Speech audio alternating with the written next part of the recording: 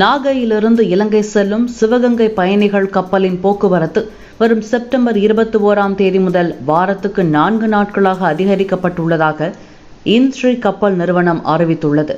செவ்வாய், வியாழன், ஞாயிற்றுக்கிழமைகளில் போக்குவரத்து இருந்து வரும் நிலையில் பயணிகளின் கோரிக்கையை ஏற்று 4வது நாளாக சனிக்கிழமைகளிலும் கப்பல் இயக்கப்படும் என அதிகாரிகள் தெரிவித்தனர்.